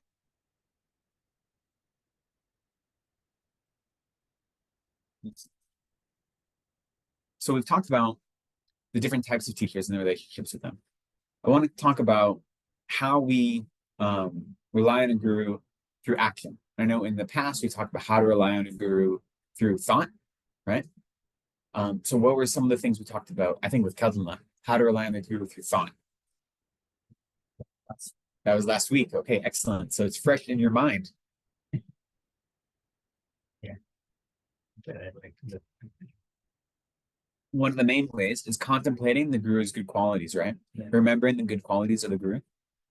Yeah. Not in the abstract sense, but in the specific sense. And then, right. So these are the ways the primary way, not the only way, some of the primary ways to rely on the guru in thought. So I want to talk today about relying on the guru in action. And there are a few different ways, right? So we'll talk through those, and then that will bring us to, if we have time, to beginning our 50 verses text.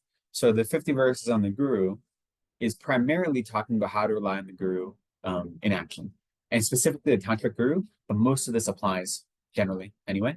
And we say that if you want to learn how to rely on the teacher through thought, the Lamrim teachings by Tsongkhapa, and then subsequent teachers give really good instruction on how to rely on the guru through thought. And then this is a useful way to how to rely on the guru through action. So that's also in the Lamrim as well, but that's kind of often how they describe this text. So before we get to the text though, there are a few ways to rely on the guru in thought that are generally taught, in action, that are generally taught.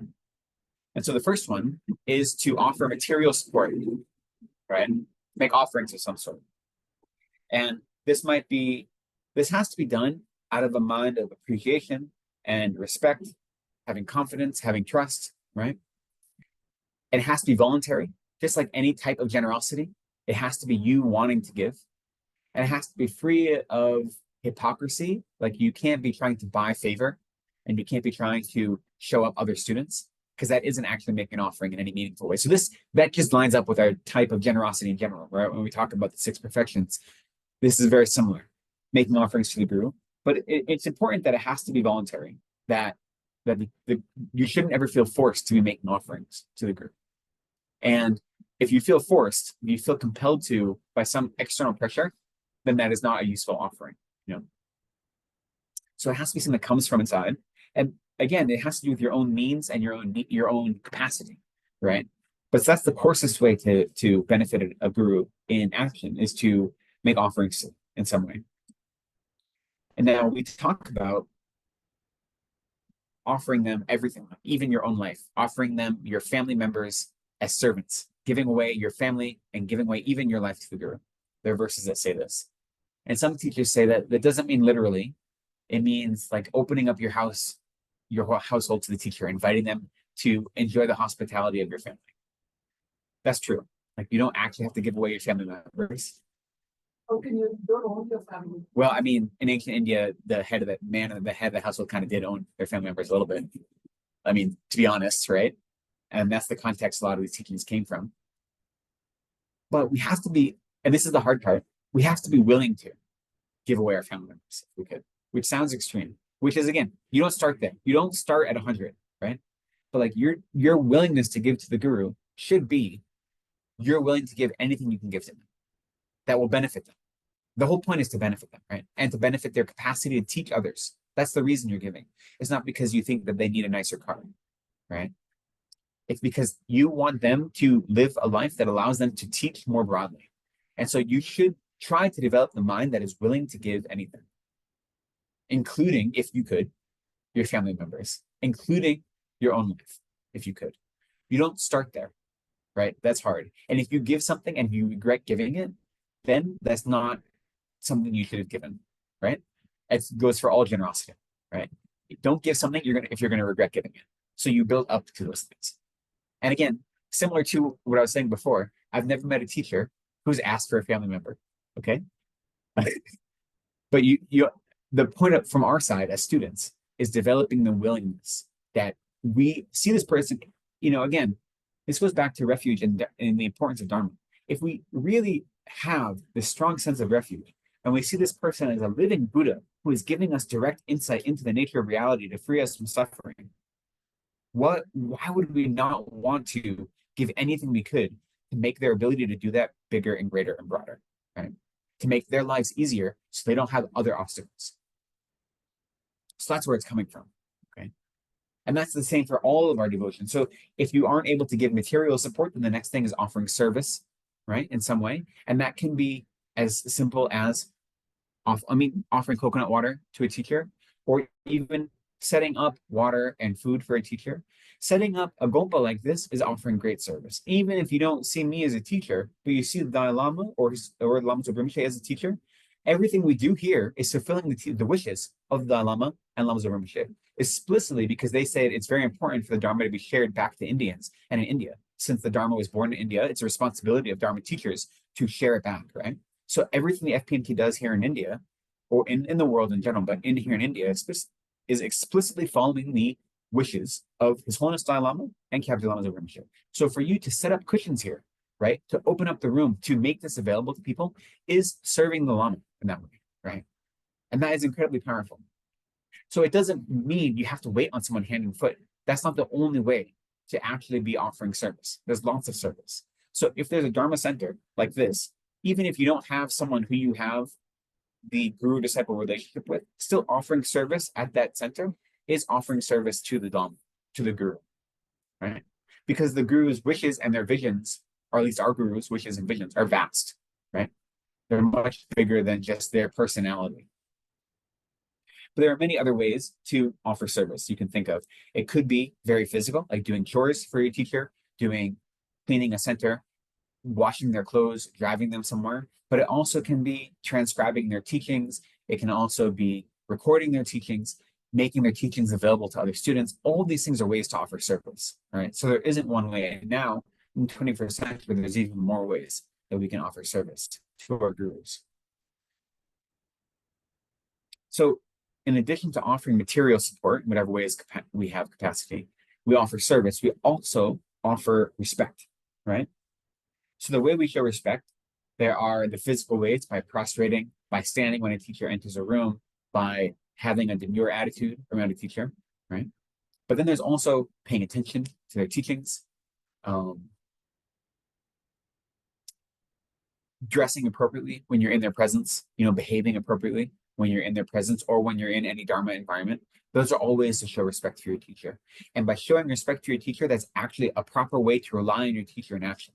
That's the important thing. These are all ways to rely on the teacher appropriately. So even if you are thousands of miles away from your teacher, you're engaging in an act of relying on them or proper guru devotion by coming to a Dharma center, dressing appropriately, helping set up the cushions, paying attention to whatever Dharma is being explained. Those are all proper ways to rely on a teacher. Now, the most important, so those are the first three, right, that we talk about: offering material goods, then offering service, and offering respect or veneration. Then the most important way to rely on a teacher through action is following the teacher's advice, right? And that can be specific advice the teacher gives you or general advice they give, or both, really. Right? If you have the opportunity to receive specific advice, then that's one thing. And if you don't have that opportunity, then the general advice. And that is the most important way to rely on a teacher, is follow their advice and their instruction. I knew one student in Boston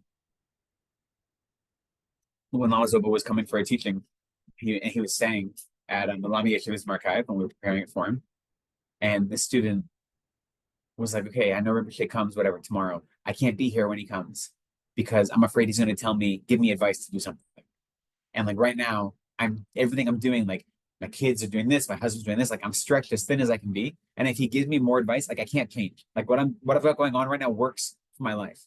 And so if I'm here and he gives me advice, I have to follow his advice. But if I'm not here, he can't give me personal advice. So she made the choice not to be there when he arrived because she was afraid of receiving advice that could upset her life. Now, I think I like that story because it shows two things at once. One, that is not a good way to relate to your teacher, that you're afraid of the advice they're going to give. But it also shows a good understanding that like, I don't want to disobey the advice of my guru. And given the circumstances I have right now, I don't want to put myself in a position where I'd have to make that decision. So, it's a mixed attitude. It's not the right attitude, but there's some logic behind it too that I can appreciate, right? So we don't ever want to ignore the advice of our teachers. But you also said, I can't follow the advice now. Yeah, I mean, she had many options. It's just an amusing she was very blunt about it. Like, I can't be here when he comes just in case. And you're like, okay. Like for me, I mean, again, she had a husband and kids and a whole life. She had more going on than me. But for me, I'm like, I would never miss the opportunity to receive advice. But then you receive advice and you're like, oh, okay.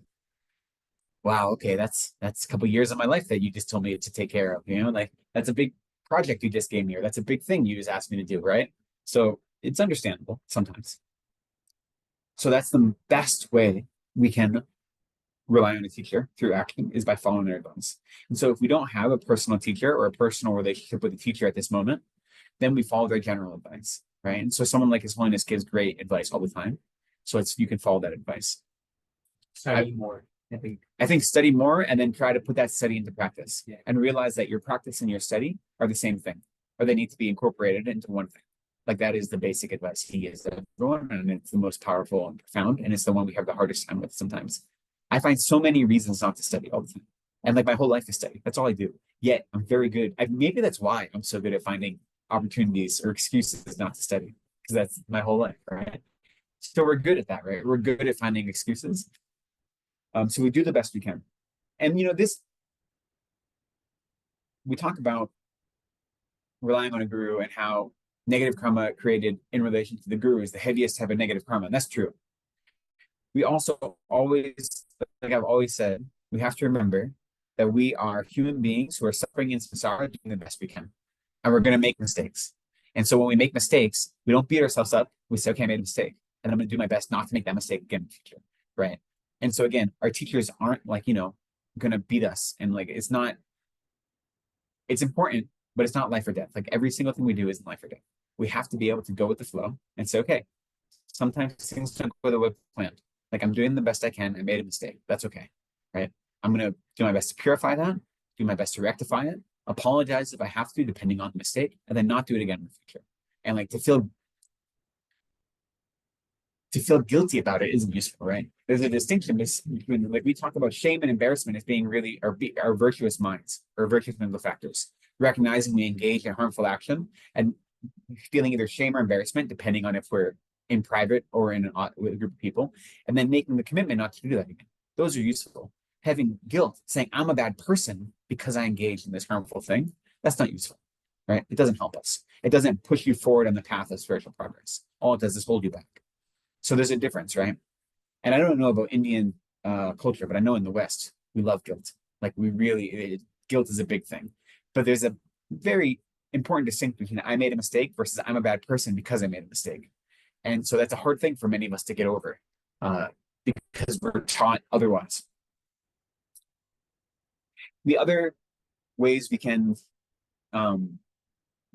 are talked about how to rely on the teacher in action. One of them is to honor the authority of the teacher. And what that means, there's a few ways to interpret that. One is to never contradict the teacher, especially like when they say something, not to contradict them, especially not like in front of a large audience. Another way is if you have more than one teacher, you don't go to one teacher for advice And then if you don't really like it, you go to a different teacher for advice on the same thing. Like that contradicts the authority of a teacher, you know? So you don't ever want to pit your teachers against each other.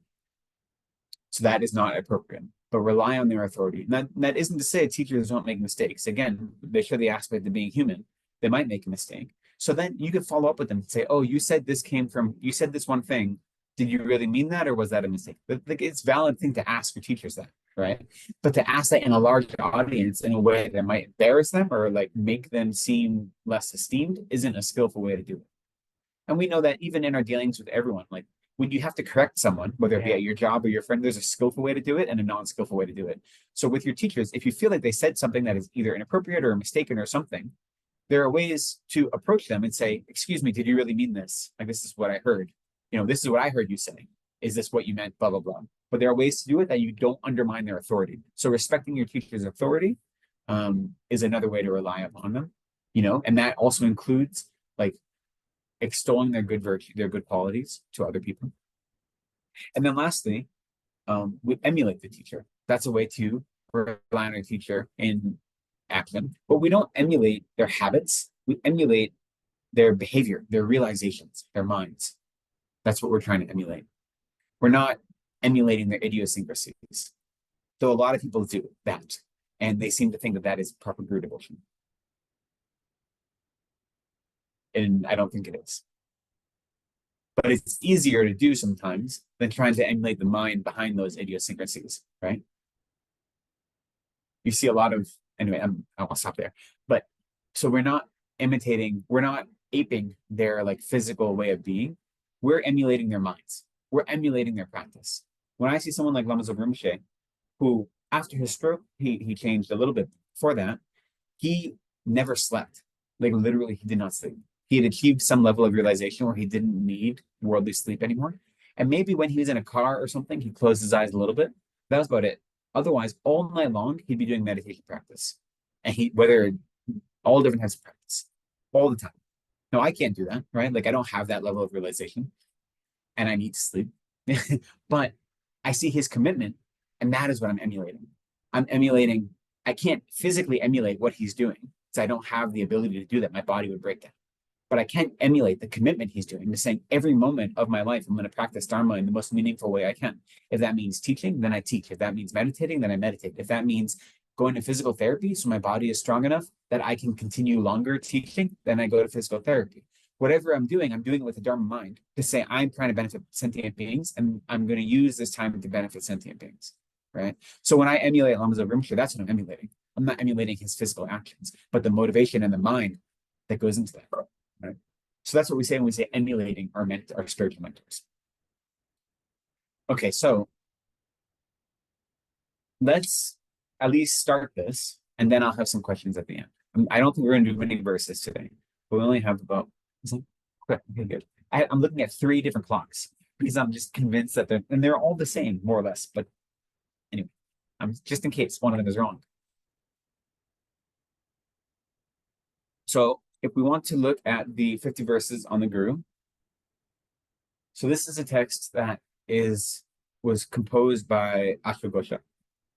Now, Ashvagosha was a 1st century Indian practitioner.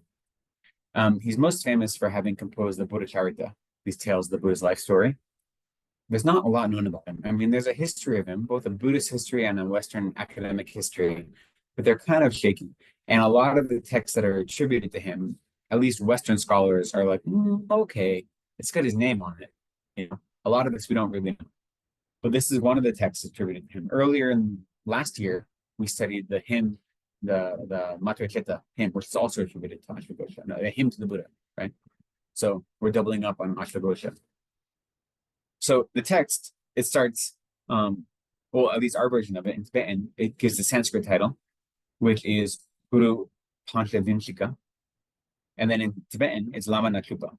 So it literally says 50 lamas, 50 gurus, right? And so we interpret it as meaning 50 verses on the Guru, or 50 about the Guru. In Sanskrit, that's a compound word. So the grammatical relationship between Guru and 50 isn't clear, right? So then the Tibetan chose not to give any grammar either. So it's the 50 about the Guru. And since this happens to have 50 verses, then we're like, okay, makes sense, good. Sometimes they don't line up that way. And then you have to like, oh, the first verses don't count because for some reason you have to do some little math. But here, very thankfully, it works out. So he starts by saying, I prostrate to the Bhagawan Vajrasattva. So right away, this prostration is showing us that this is a tantric text, right? So Vajrasattva is the embodiment of all the Buddhas. And often when Shakyamuni Buddha was giving tantric teachings, he was taking the appearance of Vajrasattva, right? So right away, we know this is a tantric practice from that prostration. So in any text, in any sutra, or any sutra, as well as almost any commentary, Indian commentary, any Sanskrit commentary, let's say, there'll always be a line of prostration, and that is going to tell us what category of teachings it is, right? So if it says, I prostrate to all the Buddhas and Bodhisattvas, that's generally teaching on the paramitas. If I prostrate to Manjushri, then that is a wisdom teaching, right? I prostrate to Vajrasattva or to a different specific tantric deity, then that's a tantric teaching, right? So that line of prostration is always indicating what category of teaching this falls into, or what primary category. We often say that most teachings cover the whole breadth of Dharma, right? But they're going to fit into one category primarily. So this is a tantric teaching. And so this teaching can be divided into three parts: the introduction, the actual practice, and the conclusion. And the introduction is just the first verse. The conclusion is the last verse, and everything else is the actual practice. Now, Tibetans, there's no Indian commentary on this text, which is interesting, at least none that we have existing anymore, no Sanskrit commentary. There are Tibetan commentaries only. We have the Sanskrit version of this text. So we have the original Sanskrit of this text, but no Indian commentaries on it. Now, the most famous commentary is, at least in our tradition, in Tsongkhapa's commentary. It's called The Fulfillment of All Hopes of All the Students. And there are numerous commentaries that I've been studying in preparation for this, but they all have come after Tsongkhapa, and they rely on Tsongkhapa, especially because I've found at least one place where the versions of this text, the Tibetan is different than what Tsongkhapa is using, and one word, but every commentary I've read follows Tsongkhapa's reading, so they're looking at the same root text as him. I can't find any. I have not found any commentaries that are before Tsongkhapa. I'm sure they exist. I'm trying to find some, but I haven't found any. So that's just important to understand the lineage of this, is that our understanding of this text, even though it's Indian text, primarily comes from Tsongkhapa's commentary on it. And all the subsequent commentaries often are filtered through Tsongkhapa.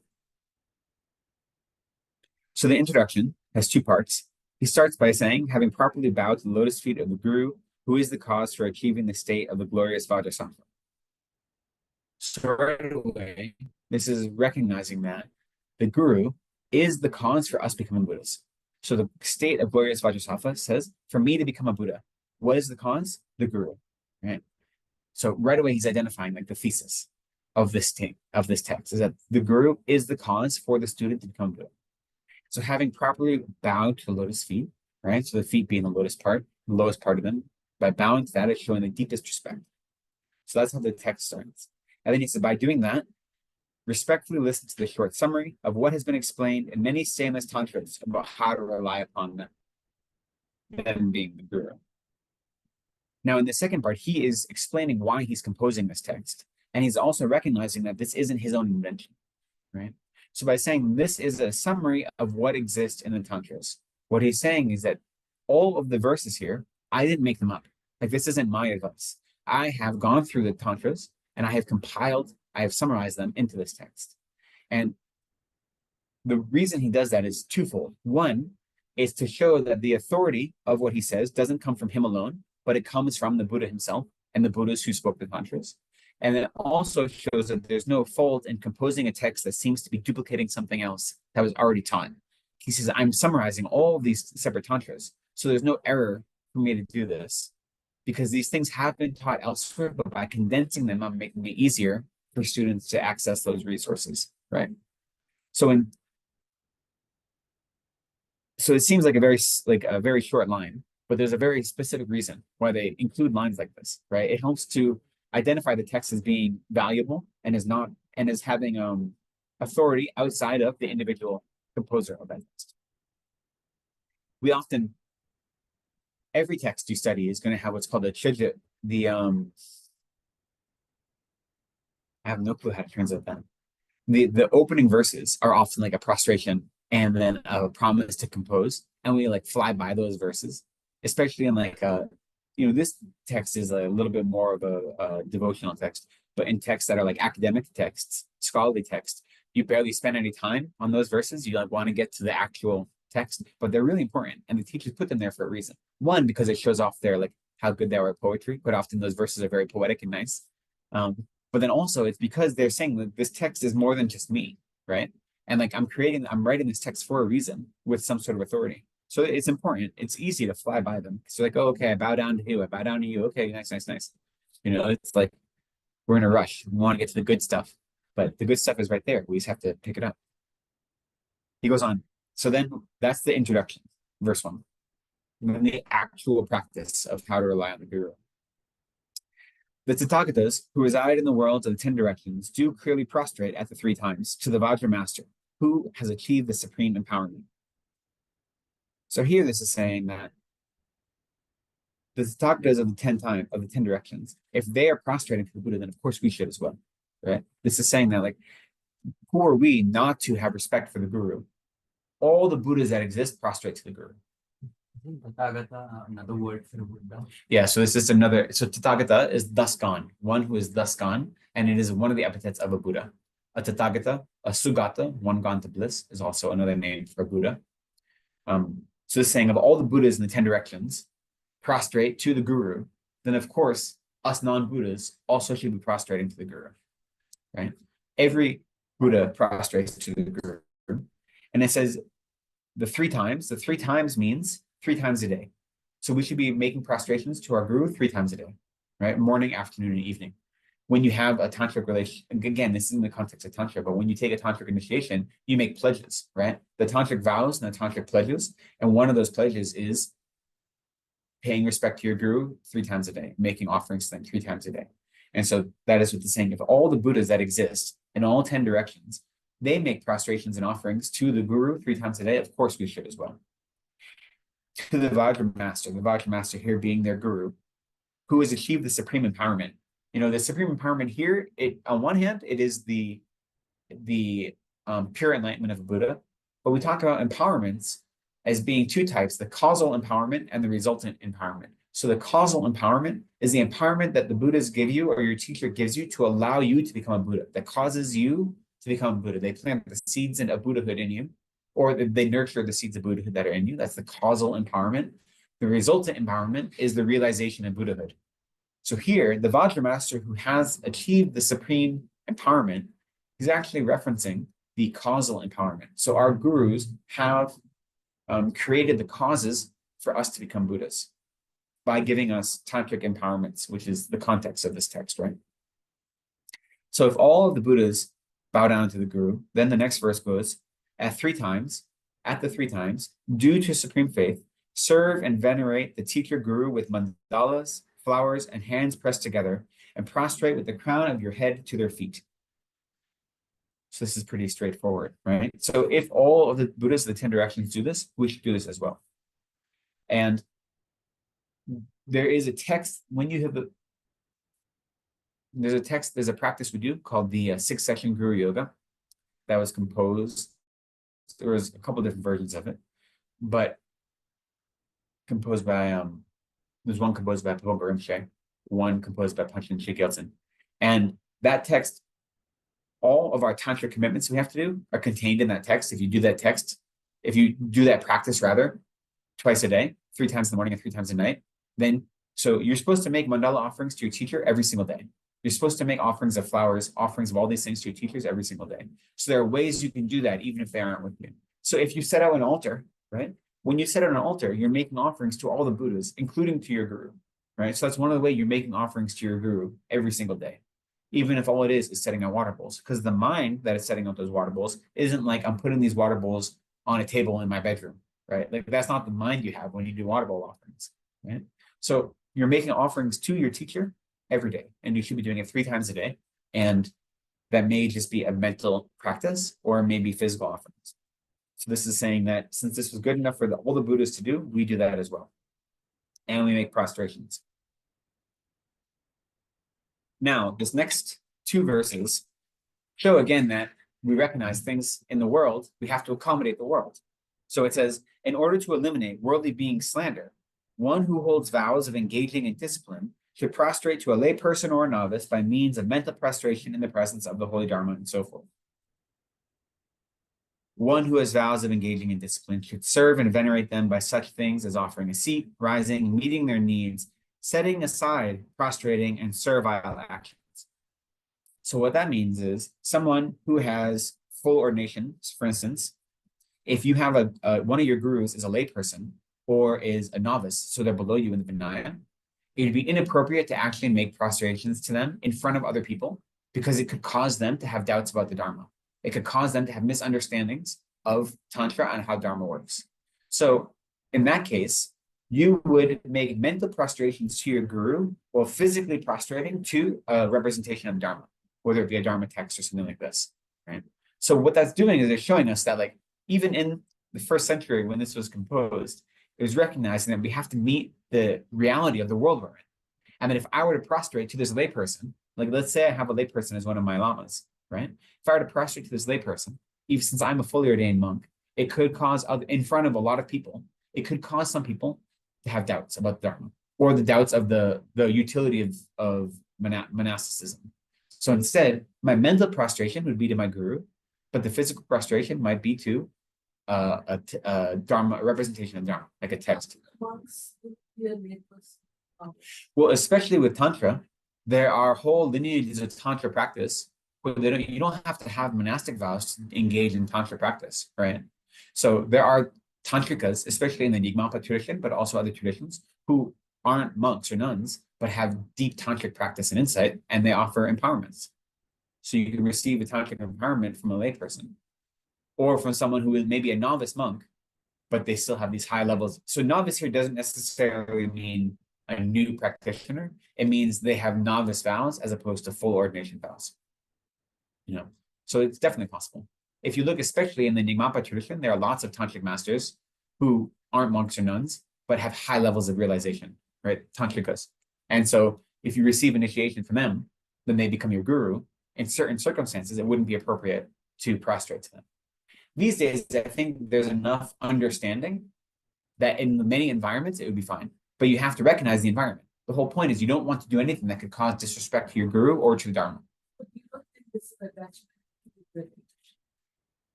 There are a lot of monastic vows about this too. If you're doing it because you're afraid of your own reputation, then yes, it is. If you're doing it because you want to make sure that Dharma isn't slandered by other people, then it is not. So what is your motivation? The motivation isn't to protect yourself, it's to protect the Dharma. And so that's part of living as a monk or a nun with all of the vows we have. A lot of our vows are about how I behave in front of lay people so they don't lose respect for the Dharma, right? Because as a monk, I'm a representation of the Dharma in the world. And so if I, for instance, there are a number of vows regarding what sounds I can make when I eat. You have to remember the early monks, all their meals were offered to them. So I'd go to your house, I'd do my wandering in the afternoon, you'd invite me to your house, and I'd sit there and you'd offer me some food.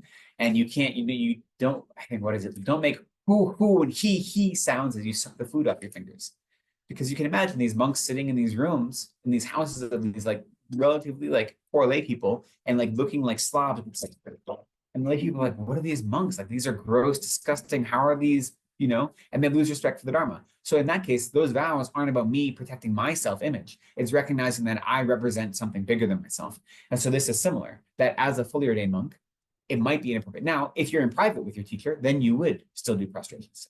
This is talking about, right, in order to eliminate worldly being slander. So when you are in the presence of others who could look at your actions and cause it to either slander your teacher or the Dharma, then you take appropriate actions. And that goes on to the next verse, where it says, one who has vows of engaging in discipline, so that just means a fully ordained monk or nun, should serve and venerate them by such things as offering a seat, rising, and meeting their needs. So you should still offer them some sort of service. So if your teacher is a lay teacher and they come in, you should still stand up when they come in. You do those things, but you wouldn't prostrate or do servile actions. Here, servile actions is such as like washing their feet are doing those kind of servile things. Again, this is in front of other people.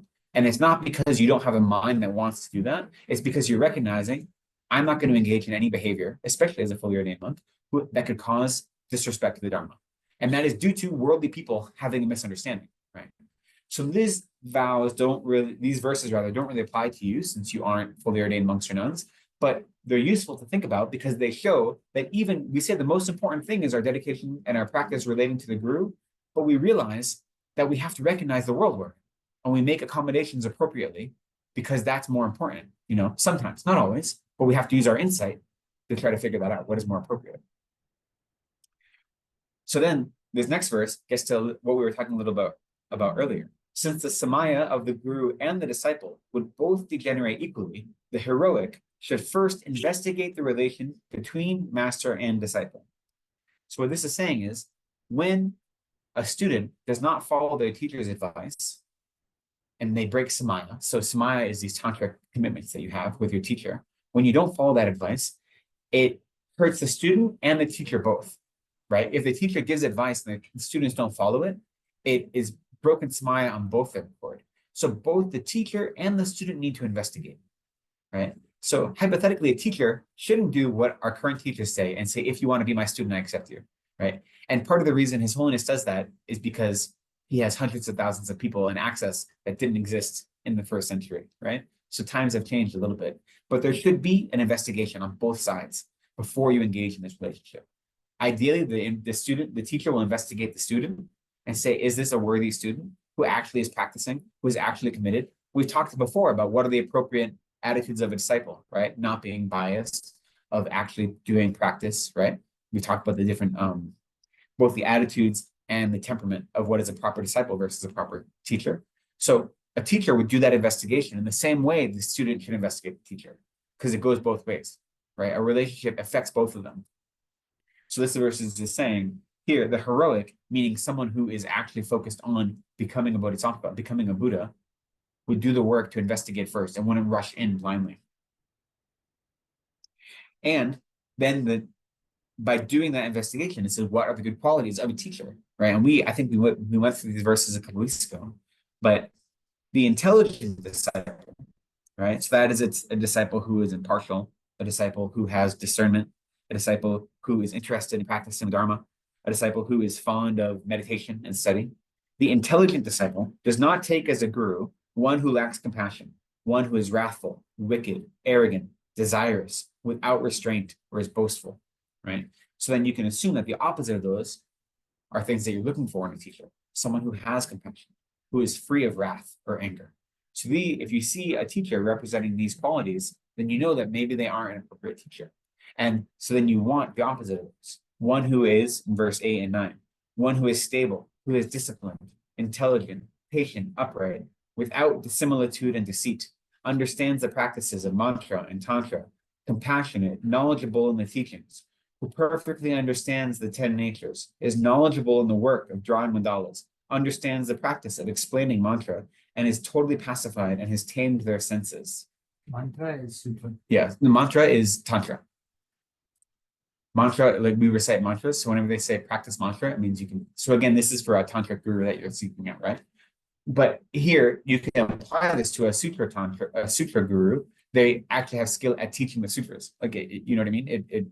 It applies in the same way. So these qualities are qualities that you're looking for in a teacher. And as we talked about, these days it's hard to find someone with all of these, but you want to find someone with as many of them as you can find, and definitely more of them than you have, right? That's what they say. These are pretty straightforward. In verse 8, we say, stable, disciplined, and intelligent are showing their qualities of body, speech, and mind. Dissimilitude and deceit in the second line is talking about dissimilitude is a teacher hiding their own flaws, pretending they don't have flaws. And then deceit is lying about their accomplishments. So two different ways of lying, one about hiding and one about actively lying. The rest of these are pretty straightforward, right? Yeah. The 10 natures, that's a little bit confusing. That's a tantric thing. There's actually 20 natures. There's 10 inner natures and 10 outer natures. And I'm not going to go through them all. If you look at the commentary from Gennan Doctor that we gave out, he goes over them here. but they all relate to tantric practice. So the 10 natures, for instance, the ability to engage in certain visualizations, the ability to know how to do the rituals correctly. So there's these 20 characteristics that these are uncommon for a tantric teacher. There's no real analog to a sutra teacher, but that's all that means. So if you look at so this is the text, right? This is the commentary we had sent that's on the Lama Yeshe Wisdom Archive. Like okay. So he lists all 20 of them here, 10 inner and 10 outer.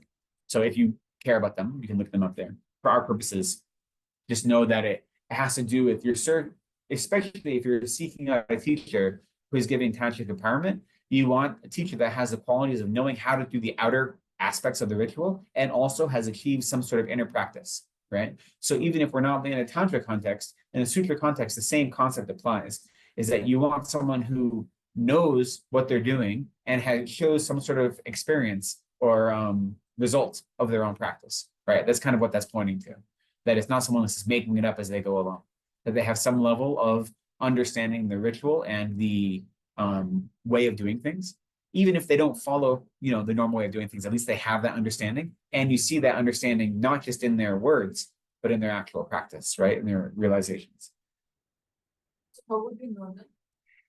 By observing them and observing how they act when they're not teaching and observing their students and trying to ask questions about their reputation. It's hard to know. There isn't an easy way to know, right? But it's through observing and using your best insight and asking. You're allowed to ask, right? Like you're allowed to say like, does this teacher really do this? What about this? Unfortunately, it's not that clear. And you can ask a teacher too.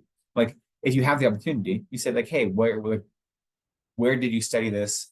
Any good teacher that's giving you, especially tantric empowerments, they'll always say like, I received this from this teacher. Like I received this from them and they received here, and here's my lineage of practice, right? And they won't talk about their realizations or like those things, but they'll show you like the validity of like where this teaching came from in their lives. But you can ask, you have to kind of use your best insight sometimes. And again, we're taught that it's rare these days to find a teacher with all of the good qualities that are taught about, especially in the long run. It's like a list of 20 and a list of 16, a couple different lists. And it's rare to find someone that has all of them. So you want to find someone that has most, really embodying compassion and wisdom in whatever capacity are most important, I think. Okay, I wanted to go a little further today, but you know what? It is already after 8. So do we have any other questions? Maybe? I had one thing to ask. So about the teacher showing aspects of making a mistake, for example.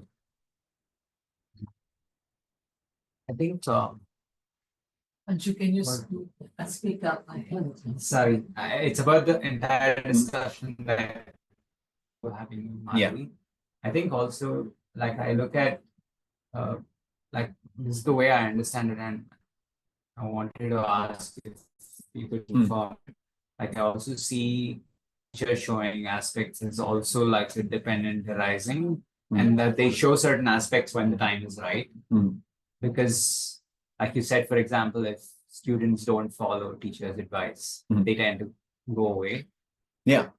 So again, the teachers show the aspects that are needed for the student that are of most benefit to the students in front of them, right? And those aspects are often, so in a large audience, we say that it's what's most benefit to the students.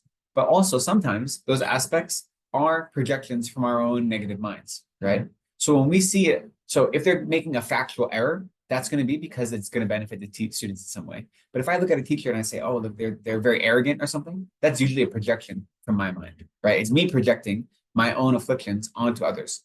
So if they're making a factual error, if they say 2 + 2 is 5, then that's not me projecting, it's them saying something incorrect.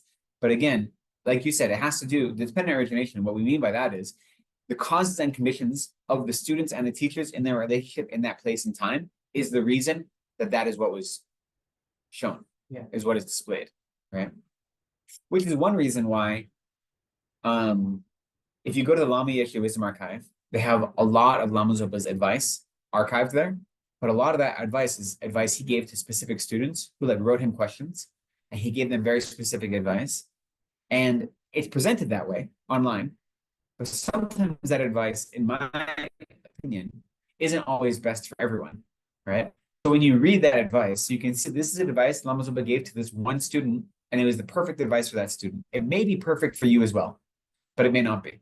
So you can't take it all 100% at face value, because he was giving specific advice to that student. Now, we as his students think it's beneficial to make that available to everyone because it's so precious, any advice he gives. But we have to realize that, as you said, there was a relationship between the teacher and the student that caused that advice to come into being. So it's the same when they display mistakes, or even when they display old age or sickness or all these things. It's because that is the relationship of the different karmic imprints we've created with that teacher, that we had that experience with them. So that's a correct way to think about it. See, that it's important what you said also. Like, I was actually looking at certain letters that Lama Zopa had written to students, but I think, yeah, it's important to look at that in context. So thanks for that. Yeah, I mean, that's It's important not to take that personally also. Read something and be like, okay. I mean, some of it is, right? Yeah. Some of it is very directly, you can relate, but you shouldn't expect that every single piece of advice he gave is going to be the right advice for you, because he didn't give that advice directly to you, and it was a direct relationship with that student that he was advising. That's useful to know, because I've seen some advice that he's given with respect to a medical condition. Yeah. And that was, yeah. It is always useful to say, like, what is this advice doing, right? So especially when he gives advice for a medical condition, often it's advice to certain prayers or certain practices you do. And those prayers are going to help eliminate negative karma you've created. They're going to help calm your mind, and they're going to help create positive karma, and they're going to help understand the nature of your experience of sickness, right? So if you understand the reason that advice was given, then that advice might still apply to you. But it's important to see, like, what is this advice doing? Sometimes we don't know, because we don't have the same insight that he had, but any of that advice that was given to a specific student, again, we say that all of our teachers, what they teach is personal advice, but sometimes, especially when it's specific, like practice this many times, then do this, we have to recognize the context that it comes in sometimes. It's still useful to know that this is one valid piece of advice, but he might give two different students two different bits of advice, right? Okay, maybe we'll end there because we've gone late. And if there are more questions, we'll have time next week, and we'll continue with the 50 verses actually next week. So we'll go more into the text. Let us close by recognizing that our time together today created some positive karma, created some merit, and to help our practice be virtuous at 3 times: virtuous in the beginning, middle, and end. Virtuous in the beginning by setting a strong motivation. Virtuous in the middle by engaging in Dharma study and practice. We want to seal our practice, making it virtuous at the end by dedicating our merit.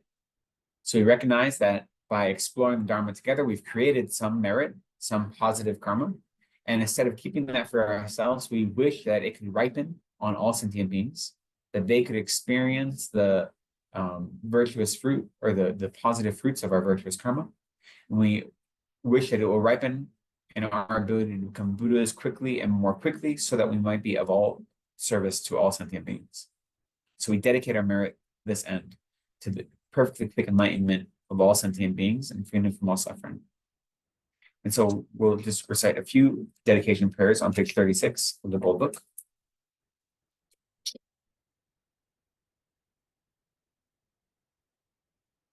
We'll recite first the dedication prayers, as well as the long life prayer for His Holiness. Due to the merits of these virtuous actions, may I quickly attain the state of a Guru Buddha, and lead all living beings without exception into that enlightened state. May the supreme jewel of bodhicitta that has not arisen, arise and grow. May that which has arisen not diminish, but increase more and more. In the land encircled by snow mountains, you are the source of all happiness and good, all-powerful Chenrezig Tenzin Gyatso. Please remain until samsara ends. Excellent. Thank you so much for spending some time with me this evening. I appreciate it. And I look forward to seeing you next week. And just as a note, I'm sure this will be announced more openly, but next Sunday, so not tomorrow, but a week from tomorrow, the 13th, is the 2-year anniversary Lama's over and showing the aspect of passing away. And so in place of a morning class, we're going to be doing puja and other practices in memory of that and in celebration of the kindness of the Guru. So it's going to be a celebration of the kindness of the Guru in memory of the 2-year anniversary. So that's going to be at 10 in the morning on Sunday, not tomorrow, next Sunday, the 13th. And that will also be broadcast online. But so just to make that announcement, it'll be in person. I'm coming back next week because of the anniversary, but we'll also have it online. So those that, but yeah, it'll be in person at 10 a.m. Okay, thank you.